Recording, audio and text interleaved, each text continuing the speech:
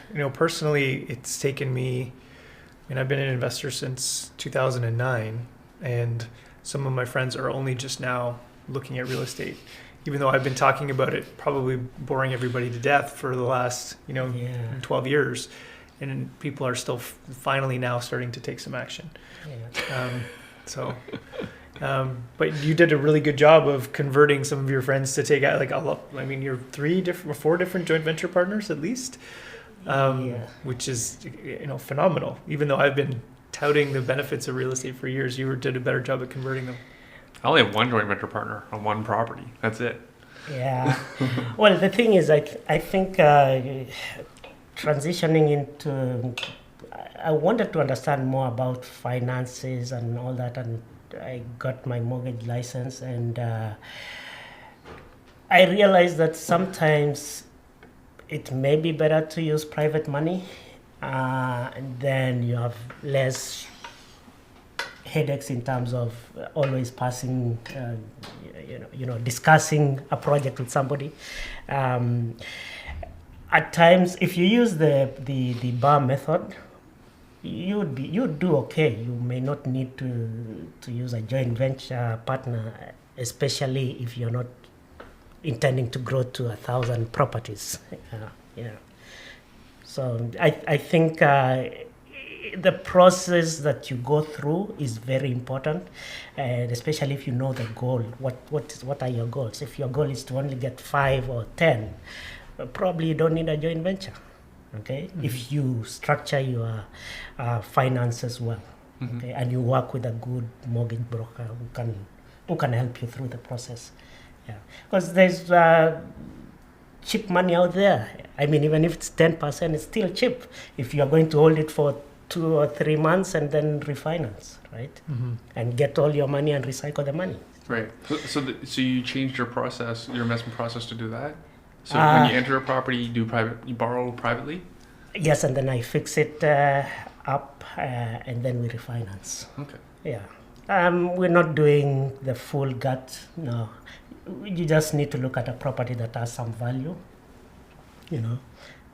cosmetic stuff, and you fix it up and go back to the banks. Yeah.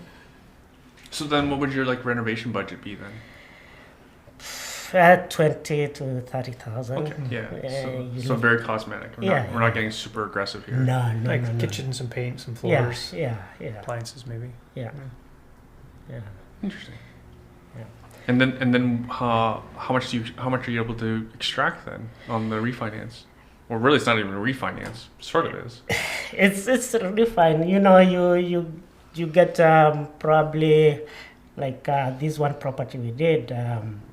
We spent 30,000.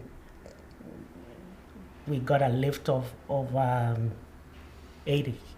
80,000. So, just from kitchen and paint and but flooring. Buying right. That's the most important thing. Yeah. Was James to help you buy right? This is out of my wheelhouse. These are and I wanted him to kind of share a little bit more about all this stuff up in Northbay, because I think there's somebody else we were talking to that we know has been looking at stuff up there, because I know that the North has been growing kind of exponentially, and even though they've seen the same percentages growth, like the 20% year over year change. Their entry point is still much, much lower. So even if the appreciation's smaller, you need a much smaller down payment compared to $1 million Hamilton bungalow, which we're seeing right now. Right. But the renovation budget's the same though. Yeah. It's pretty close to what everywhere. Yeah, in terms of if you get a good team, because the problem is the contractors are a challenge to get. Yeah. Well, that's everywhere. Not even just in North Bay. Yeah. Oh no, but it'll come out eventually. But one of our clients in the northern Ontario city, their general contractor declared bankruptcy, so the trades are going after our client. Oh wow! What? Not our they're working with someone else. They're working with another realtor in a different town in northern Ontario. So not our client on that deal. Yeah. But not pretty. Yeah. No, I think the most important thing is who do you have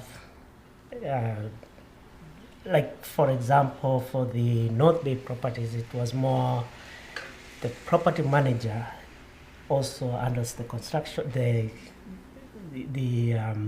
renovations, okay, and she brings it to her own standard.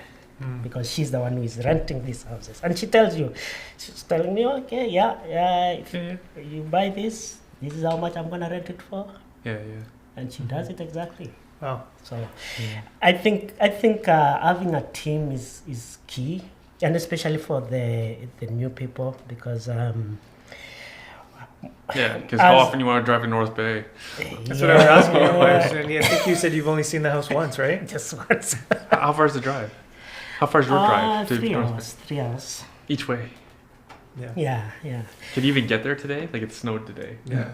Did you make like a trip out of it? Did you go like spend quality time in sightseeing and family stuff, or did you just strictly business just to see the house and home? No, we did a site tour. We drove around and stayed up there. I was gonna say 3 hours and then come home. It makes sense to stay over a couple of days at least, especially in the summer. Hopefully. Summer it's really good. It is very nice. So it's very nice. Yeah. How long is the summer? It's okay. It's supposed to be a real estate show. Sorry, I'm just curious about these things. Yeah. And then what's your plan? Like so you mentioned you don't want to have a lot of properties. Are you gonna where are you expanding next to then? Are you gonna expand any city? Not really. If I were to do anything, I would come back to Hamilton. I'd come back here. No, the thing is, in terms of the north, you're going to get the cash flow. And once you have enough cash flow to give you some room, then you can come here and do more stuff, right? Yeah, because it's challenging to get cash flow in Hamilton, unless the down payment is quite a bit, and for a person who is starting, it would be a little bit challenging. So you would need to start somewhere, and then once you build up some capital, you can come back. Yeah.